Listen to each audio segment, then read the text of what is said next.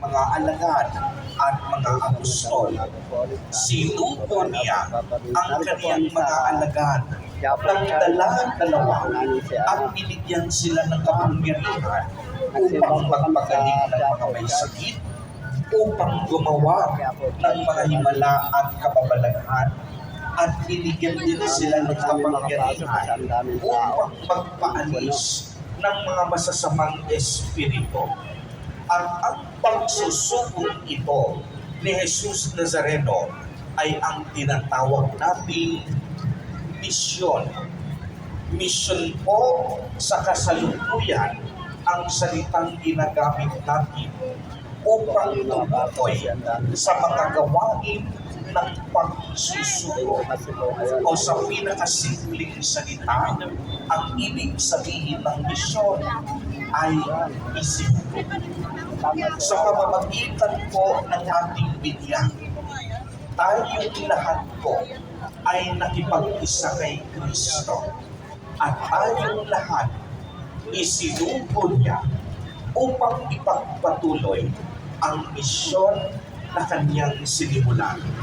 Isinuko niya tayo upang tayo'y maging katuwang niya sa pagpapalaganap ng mabuting balita.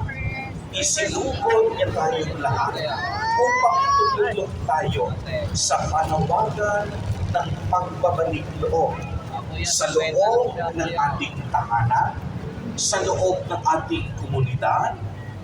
Isinuko ang bawat binyagan upang magmisyon at ipagpatuloy ang gawaing kaligtasan na sinimulan na mga alagad ni Kristo. Ay, soldaw niya pala kay Gilbert Borja, misyon, aming kapitbahay sa sa Payatas.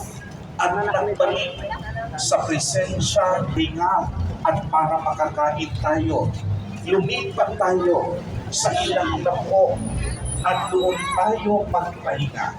Kaya lula ng bangka, nagtungo ang mga apostol at si Jesus Nazareno sa ilang nabuo o lugar. Pero kapansin-pansin, nauna pa ang mga taong sumusunod sa kanila. Nauna pa ang mga tao. Kwenta lang yan,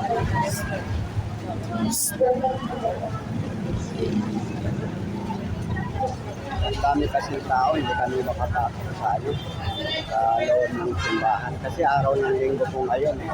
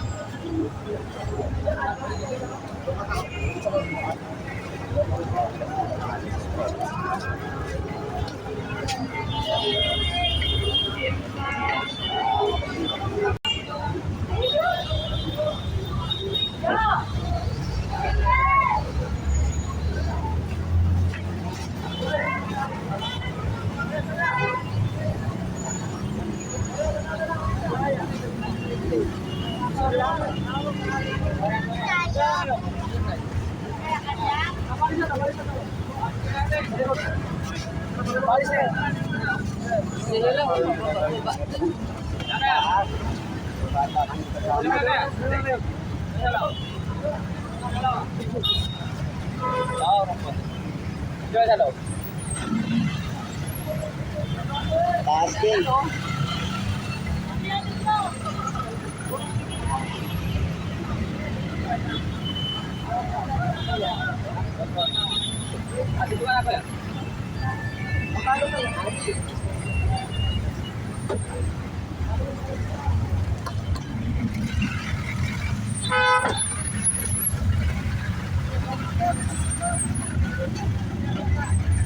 Sumakay po kami ng Naka-video pa.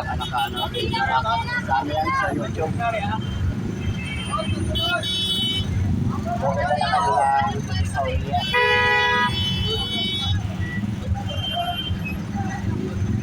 Kasi po nandito na lang po si Papa Vince. God bless po sa ating mga manood.